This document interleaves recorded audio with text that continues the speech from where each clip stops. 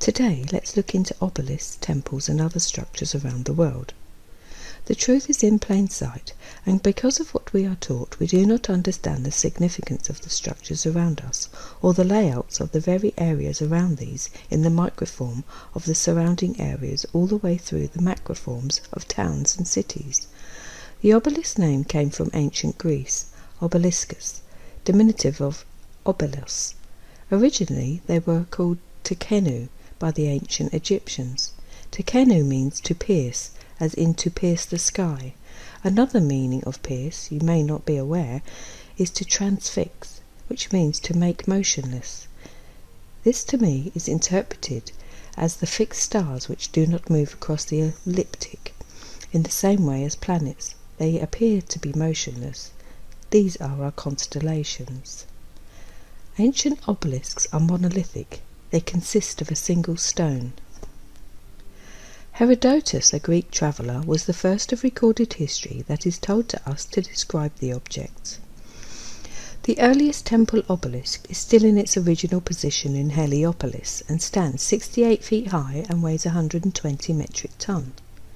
It symbolised the sun god Ra, and during the religious reformation of Akhenaten, it was said to have been a petrified ray of the Aten, the sun disk. It was also thought that the god existed within the structure. Let's take a moment and look at some highlights of the Egyptian creation story, as this will relate to the obelisk and the obelisk site designs.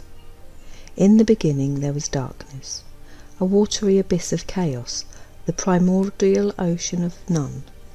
Out of the Nun came the Benben, which is the pyramid whence the sun rose for the first time to light the world. This is also where the first god Atum stood. Atum is the source of everything in the world, thus the creator of all life. Before rising atop the Benben,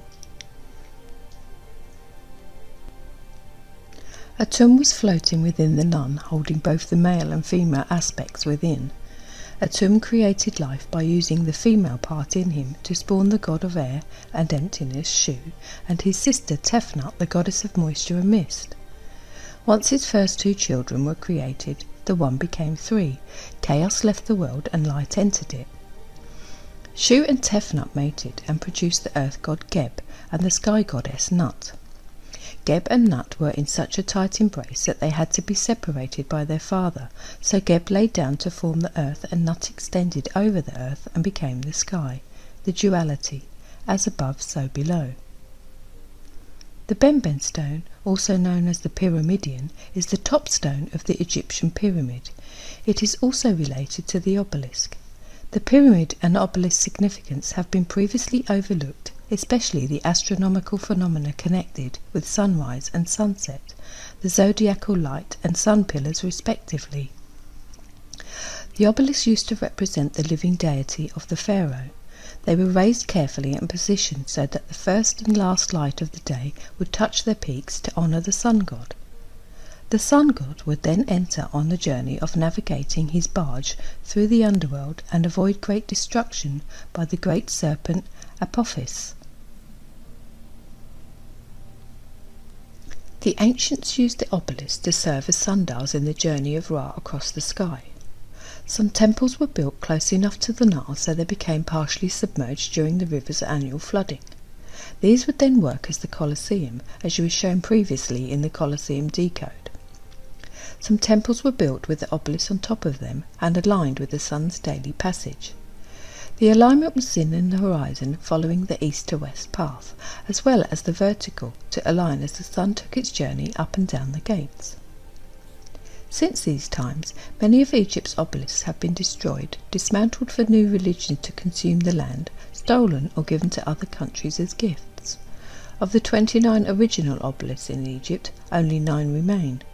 Of the 3 obelisks that survived time from Assyria, none remain there. We can find them in the British Museum.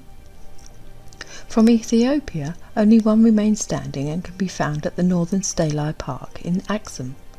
When the Romans conquered Egypt, they began taking the obelisks as their own. On top of stealing, they erected 7 of their own from Egyptian style. These are found in Aries, France, Munich, Germany, and 5 in Rome.